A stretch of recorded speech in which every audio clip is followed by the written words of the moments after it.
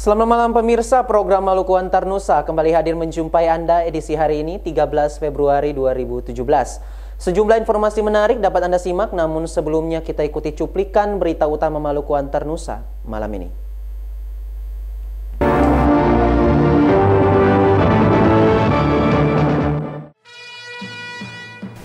Logistik Pilkada Kota Ambon mulai didistribusikan hari ini.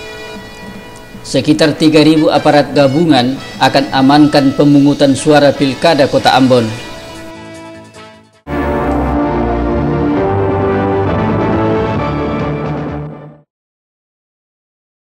Pemirsa, selama kurang lebih 30 menit ke depan, saya Kris Sutanto Patirane akan menemani Anda dalam Maluku Antar Nusa malam ini. Dan kini kita ikuti berita selengkapnya.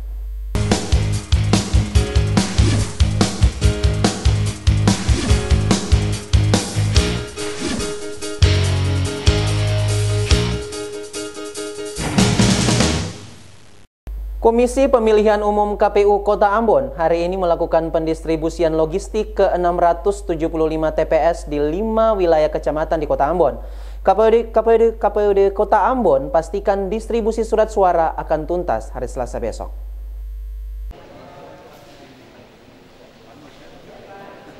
Pemilu kada serentak tinggal 2 hari lagi. KPUD Kota Ambon saat ini sedang mendistribusikan logistik pilkada ke TPS-TPS yang tersebar pada 5 kecamatan di Kota Ambon.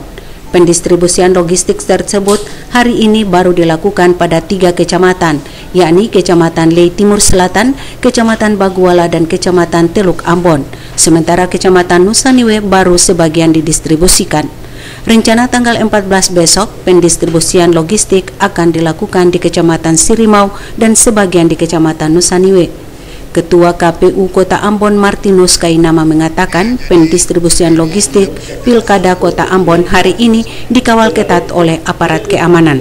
Hari ini kita punya jadwal tuh juga tanggal 13-14. Nah, kita bagi karena wilayah kita tidak terlalu jauh. Jadi hari ini adalah Timur Selatan.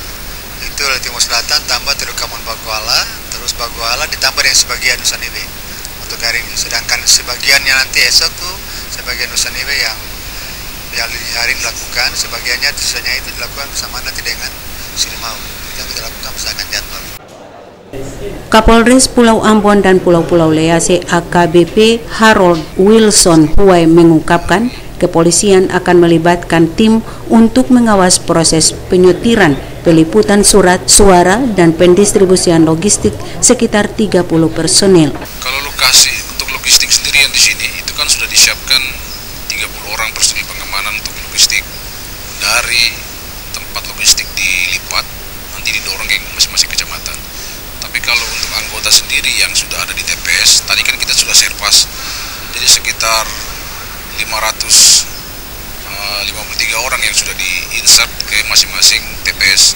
Nah, mereka akan menunggu kalau nanti logistik sampai, karena dari KPU kan sampaikan tidak lagi ke PPK tapi langsung ke TPS, sehingga anggota hari ini langsung sudah masuk ke TPS menunggu TPS yang didistribusikan oleh KPU. Sedangkan untuk pengawalan pemungutan suara pada 15 Februari, Polres Pulau Ambon menurunkan sekitar 500 personil. PLT Wali Kota Ambon Prangki Papilaya menghimbau kepada warga Kota Ambon untuk menyalurkan hak pilihnya pada Pilkada Wali Kota dan Wakil Wali Kota Ambon 15 Februari mendatang sesuai dengan pilihan masing-masing demi Kota Ambon 5 tahun ke depan. Rahmalatu Konsina dan Junaidi Asril melaporkan.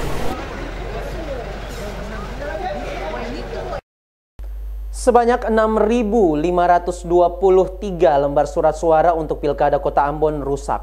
Kerusakan surat suara telah diganti oleh pihak percetakan sehingga tidak akan mengganggu kecukupan surat suara pada Pilkada Kota Ambon.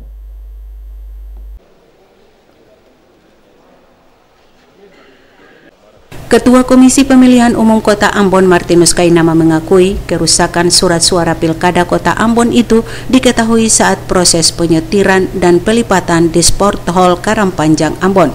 Ketua KPU Kota Ambon mengatakan surat suara yang mengalami kerusakan dan tidak bisa digunakan itu disebabkan oleh beberapa hal, diantaranya karena robek, kotor, buram, tidak berwarna, dan terdapat titik putih pada gambar salah satu pasangan. Ribuan surat suara yang mengalami kerusakan itu dimusnahkan oleh KPU Kota Ambon bersama Panwas dan pihak kepolisian serta wartawan sore kemarin. Dia seluruhnya hampir seluruh.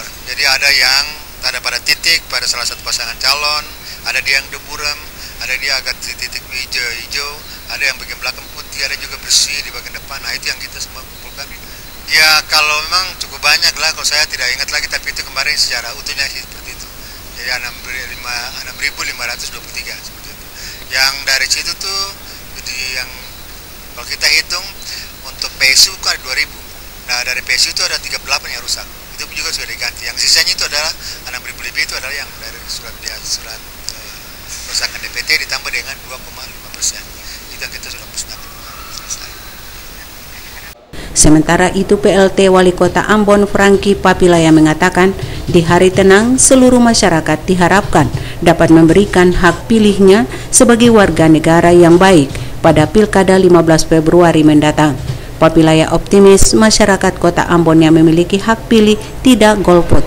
Rahmalatu Konsina dan Junaidi Asril melaporkan.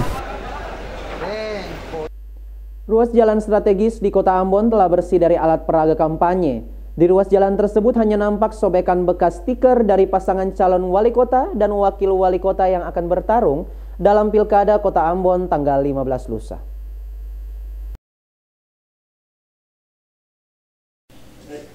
Pasca kampanye akbar Sabtu pekan kemarin, Komisi Pemilihan Umum kemudian menetapkan masa tenang selama 3 hari mulai tanggal 12 hingga 14 Februari. Di masa tenang itu seluruh atribut pasangan calon wali kota dan wakil wali kota Ambon harus dibersihkan mulai dari spanduk sampai dengan stiker maupun baliho. Hari ini ruas jalan strategis di Kota Ambon telah bersih dari alat peraga dua pasangan calon wali kota dan wakil wali kota Ambon periode 2017-2022. Yang tampak hanya bekas sobekan stiker maupun tali bekas ikatan spanduk pasangan calon. Semua stiker maupun spanduk tidak nampak lagi. Begitupun dengan rumah penduduk yang menggunakan pagar seng. Pagar tersebut selama masa kampanye dimanfaatkan tim sukses untuk menempelkan stiker maupun spanduk dari pasangan calon. Namun hari ini pagar seng tersebut telah bersih dari stiker maupun spanduk. Otis Kota Dini melaporkan. Komisi Pemilihan Umum Kota Ambon menghimbau pasangan calon wali kota dan wakil wali kota serta tim suksesnya untuk menutup akun media sosial milik mereka. Himbauan tersebut sesuai peraturan KPU nomor 12 tahun 2016 yang mewajibkan seluruh pasangan calon wakil wali kota dan wakil wali kota serta tim kampanye menutup akun resmi media sosial paling lambat 1 hari setelah masa kampanye berakhir. KPU Kota Ambon mencatat 9 akun media sosial resmi yang terdaftar di KPU Kota Ambon selama masa kampanye pasangan calon wali kota dan wakil wali kota Ambon. Dari 9 akun media sosial yang terdaftar, 6 milik pasangan Paparisa Baru, sedangkan 3 merupakan akun media sosial milik pasangan Pantas. Akun resmi media sosial yang digunakan untuk kampanye oleh pasangan nomor urut 1 Rizat Sarif adalah halaman Facebook Paparisa Baru, media sosial Pet Paparisa Baru, Instagram Paparisa Baru, Twitter @Paparisa Baru, Line Paparisa Baru, fanpage Facebook Paparisa Baru resmi. Sementara paslon nomor urut 2 Polisam mendaftarkan 3 akun media sosial ke KPU Kota Ambon, masing-masing Facebook Polisam, fanpage Pantas for Ambon, serta website www.ambonpantas.com. Akun resmi yang didaftarkan pasangan calon tersebut wajib ditutup sehari setelah masa kampanye berakhir. Sejak 11 Februari 2017, KPU Kota Ambon secara resmi telah menyurati pasangan calon untuk menghimbau agar menutup semua akun media sosial yang digunakan untuk kampanye ketika tahapan itu berakhir. Menanggapi himbauan KPU Kota Ambon, Badan Pengawas Pemilihan Umum yang bertugas mengawasi pelanggaran pilkada akan memantau penggunaan akun media sosial dari pasangan calon. Jika kedapatan masih ada kampanye yang dilakukan pasangan calon maupun tim sukses dengan menggunakan media sosial, maka Bawaslu akan mengambil tindakan tegas. Ini juga sudah melakukan monitoring di seluruh medsos. Ternyata perkembangannya tensi penggunaan daripada medsos itu oleh calon-calon sudah berkurang. Hanya 1-2 yang memang memposting berita-berita menyangkut masing-masing paslon mereka. Tapi sejauh itu kan kita lihat bukan mengandung unsur kampanye. Jika memang masih ada unsur kampanye, kami akan memanggil untuk meminta mereka untuk menghentikan. Tapi yang kami prioritaskan adalah bukan penindakan tapi pencegahan. Karena kalau kami prioritaskan penindakan berarti itu sudah kesalahan yang sangat fatal. Misalkan melakukan black campaign lewat medsos di saat minggu tenang ini. Untuk kalau sampai pada tingkat ini berarti kami memanggil untuk diproses pada tingkat Gakumdu yang menghadirkan kepolisian, Panwas Kota Ambon dan Kejaksaan.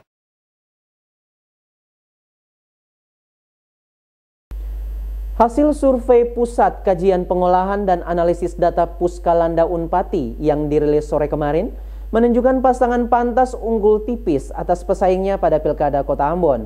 Survei tersebut dilaksanakan 4 hingga 11 Februari lalu.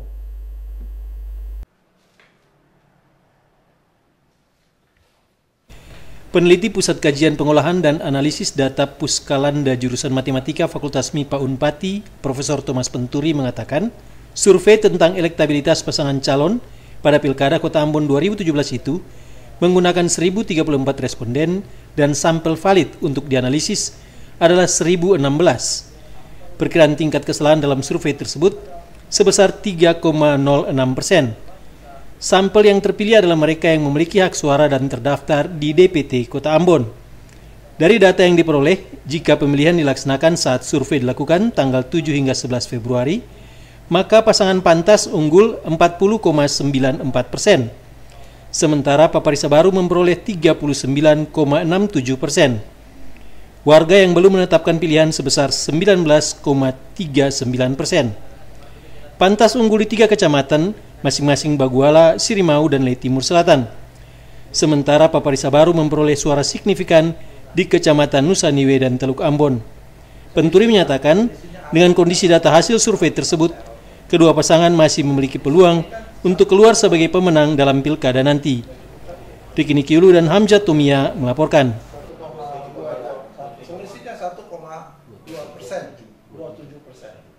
Sebanyak 1.034 personil gabungan TNI dan Polri dikerahkan untuk mengamankan pelaksanaan Pilkada Kota Ambon. Selain itu, 1.906 linmas juga turut dilibatkan untuk membantu pengamanan Pilkada serentak tersebut.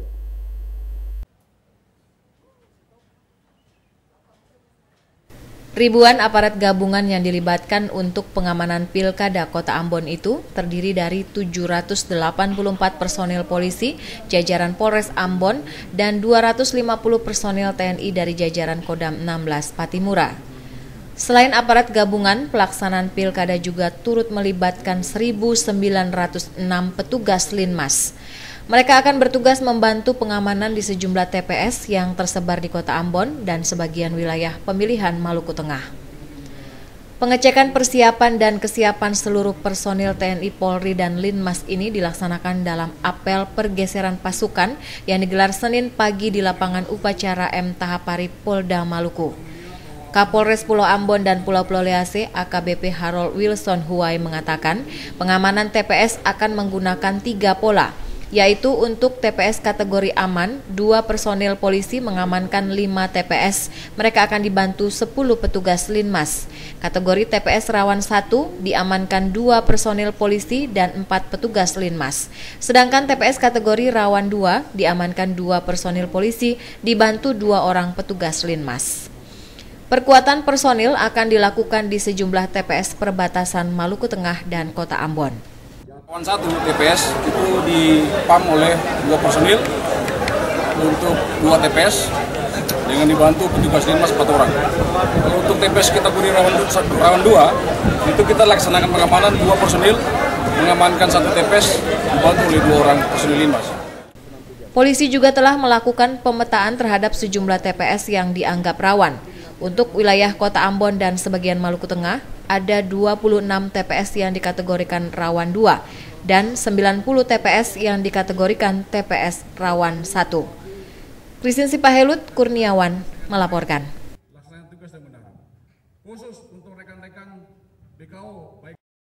Di tengah perhelatan Pilkada serentak 15 Februari mendatang, Polres Buru bersama ribuan pasukan TNI Polri dan elemen masyarakat menggelar tablik akbar di halaman kantor Bupati Buru Ahad malam. Selain mendoakan agar pemilihan kepala daerah berjalan aman dan lancar, kegiatan ini bertujuan meningkatkan keimanan warga Kabupaten Buru.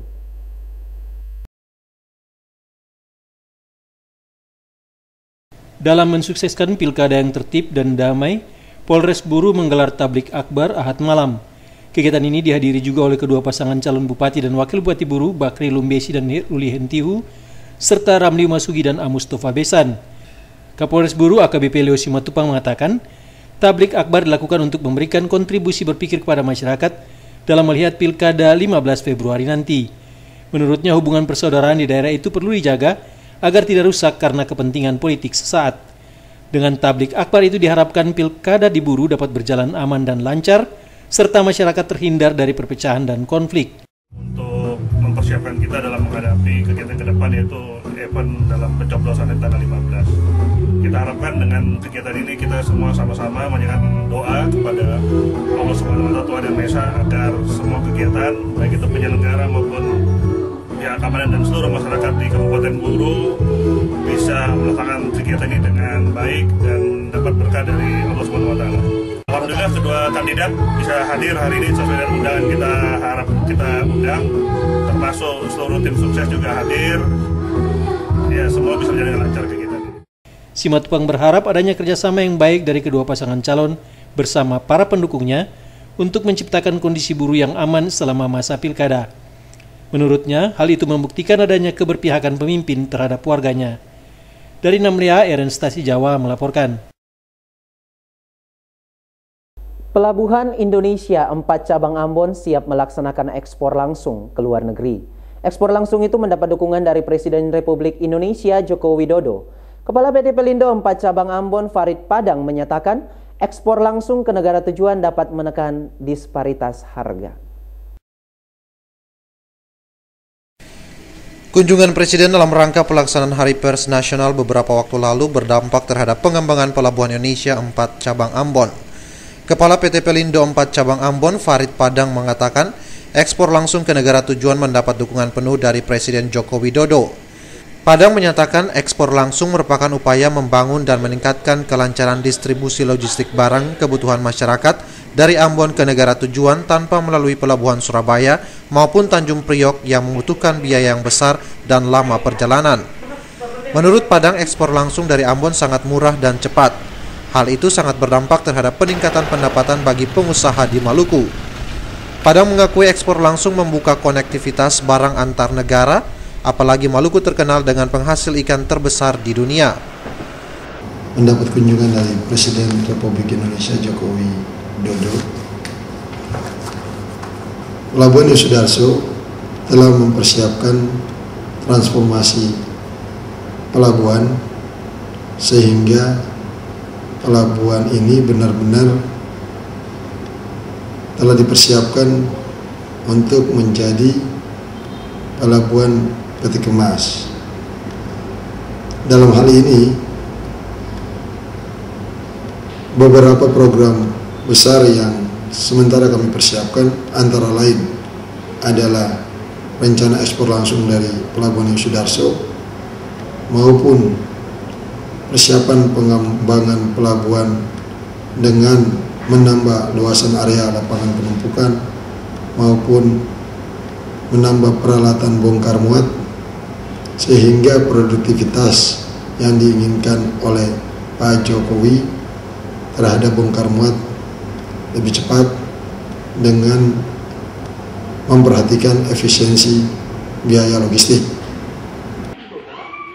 Selain mendapat dukungan dari pemerintah pusat, ekspor langsung ke mancanegara juga telah ditandatangani kerjasama antara pemerintah Provinsi Maluku dengan PT Pelindo 4 cabang Ambon. Hal itu untuk mempromosikan Maluku ke belahan dunia melalui komoditas ikan maupun kerajinan tangan.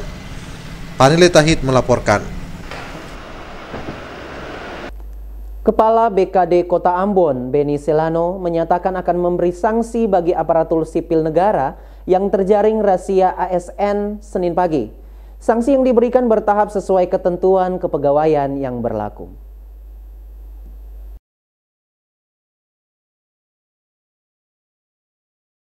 Tim gabungan yang terdiri dari BKD Provinsi dan Kota Ambon serta Satpol PP melakukan sidak ASN Senin pagi.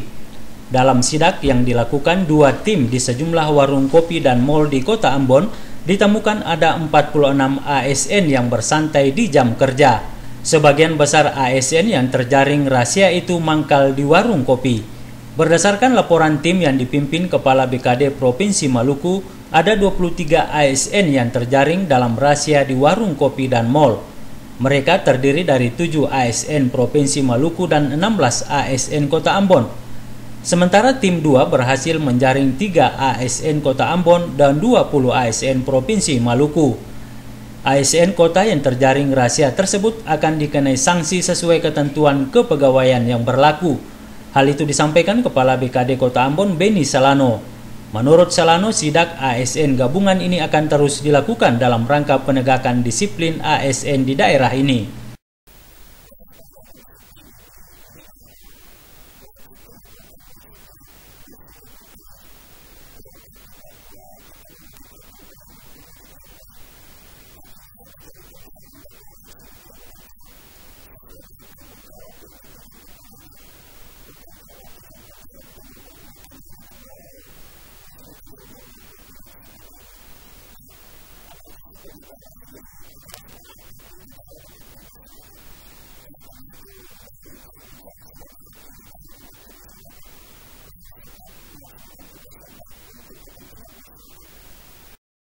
Melalui sidak ASN gabungan tersebut, Benny Salano berharap ASN baik di Kota Ambon maupun Provinsi Maluku tidak lagi keluyuran saat jam kerja dan menjadi panutan dalam rangka melayani masyarakat dengan baik. Frida Raiman, Lamorunga melaporkan. 46 orang aparatur sipil negara di lingkup pemerintah Kota Ambon dan Provinsi Maluku terjaring sidak pagi tadi. Saat sidak berlangsung, para ASN itu sedang minum kopi di sejumlah warung kopi di Kota Ambon.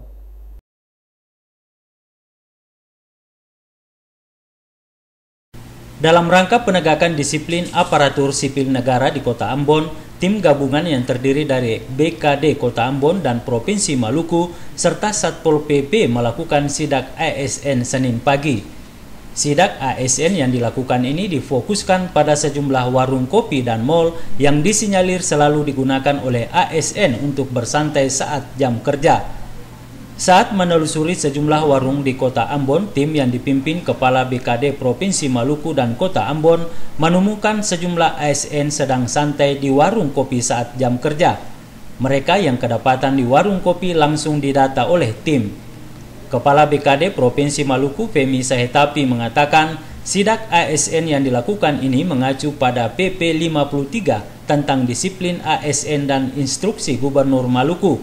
Sidak tersebut dilakukan untuk memberikan efek jera kepada ASN agar tidak keluyuran saat jam kerja. Mereka yang terjaring razia akan ditindak sesuai ketentuan yang berlaku. Kedepan sidak ASN ini juga akan melibatkan TNI Polri. Sebenarnya jam-jam seperti begini, ASN harus ada di belakang meja untuk bekerja melayani masyarakat. Melayani seluruh kebutuhan yang harus dilakukan di pemerintahan. Dan kita bersyukur bahwa di dalam sidak kali ini ada banyak unsur yang membantu kita. Dan kita mengharapkan bahwa hari ini sebagai bagian dari keseluruhan pelayanan kita, dan akan kita tindak lanjuti dengan sesuai aturan yang berlaku. Jadi hari ini kita akan evaluasi dan kita akan melaporkan langsung ke Pak Sekda, juga mungkin akan tembusan ke pemerintah kota untuk ke depan kita tetap bekerja sama untuk meningkatkan disiplin pegawai negeri sipil atau ASN yang ada di provinsi maupun khususnya di Kota Ambon dan sekitarnya. Sidak ASN yang dilakukan BKD bersama Satpol PP lingkup pemerintah Kota Ambon dan Provinsi Maluku ini sudah berlangsung sejak Januari 2017 lalu. Hasil sidak yang dilakukan selama 2 bulan tersebut menunjukkan masih banyak ASN di lingkup pemerintah Kota Ambon dan Provinsi Maluku yang keluyuran saat jam kerja. Rencananya sidak akan dilakukan secara kontinu untuk memastikan tidak ada lagi ASN yang santai di warung kopi dan mal saat jam kerja berlangsung. Frida Raiman, Hamzah melaporkan. Sejak pagi tadi, banyak warga yang menunggu pengurusan administrasi kependudukan, baik KTP elektronik, kartu keluarga maupun surat keterangan pengganti KTP elektronik. Sesuai surat edaran Menteri Dalam Negeri, masyarakat yang belum memiliki KTP elektronik dapat menggunakan surat keterangan pengganti untuk berbagai keperluan. Hari ini puluhan warga tampak antri di depan kantor kependudukan dan pencatatan sipil Kota Ambon guna mengurus berbagai keperluan administrasi kependudukan. Informasi yang diterima dari kantor kependudukan dan pencatatan sipil menyatakan adanya kekosongan belangko KTP elektronik. Kekosongan belangko KTP elektronik ini terjadi di seluruh daerah. Menanggapi persoalan ini, Menteri Dalam Negeri mengeluarkan surat edaran terkait penggunaan surat keterangan pengganti KTP elektronik. Dengannya masyarakat dapat menggunakan SK ini untuk berbagai pengurusan. Instansi pelayanan publik dapat melayani masyarakat dengan SK tersebut. Salah seorang warga berharap pemerintah segera melakukan pengadaan belangko eKTP agar masyarakat bisa memiliki eKTP. Saya merasa kepengurusan kalau dengan pihak-pihak instansi juga kan harus butuh identitas diri yang jelas. Oleh karena itu, saya berharap dan semua masyarakat juga berharap kalau bisa pengurusan KTP ini ketika prosesnya pengurusan itu mohon dipercepat supaya masyarakat itu bisa mengurus segala pengurusan mereka itu, karena sekarang juga kan kita tahu bahwa pengurusan segala sesuatu harus memakai KTP. Jadi ketika identitas diri kita tidak ada, makanya pengurusan kita juga agak terhambat. Surat edaran Mendagri terkait penggunaan surat keterangan pengganti eKTP hanya berlaku 6 bulan di seluruh Indonesia. Surat keterangan ini diberikan langsung kepada masyarakat yang sudah melakukan perekaman data. Surat keterangan tersebut digunakan untuk pengurusan SIM, pilkada, perbankan, maupun urusan lainnya. Melkilatus Saule, Sarles Bolaman melaporkan.